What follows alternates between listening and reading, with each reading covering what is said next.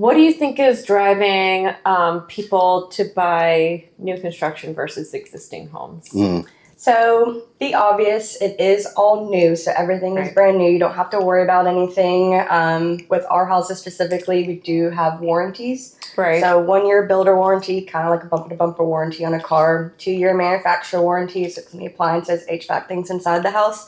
And then a 10-year structural warranty, so the foundation's covered for a while. Nice. So it's just more so just peace of mind. Yeah. Just come in, live, and not have to worry about it. Yeah.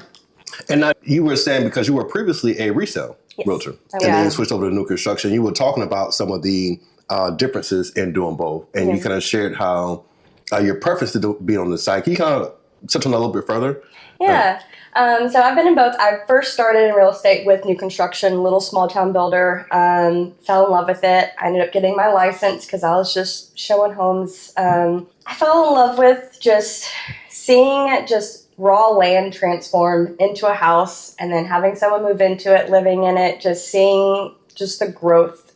And it just makes my heart flutter just seeing nothing turn into this cute little neighborhood that everyone's enjoying and living life. And it's just really rewarding in that aspect. Yeah. Watching communities literally grow. Yeah. That is, I've never thought about it like that. That is rewarding. Yeah. Transactions on tap.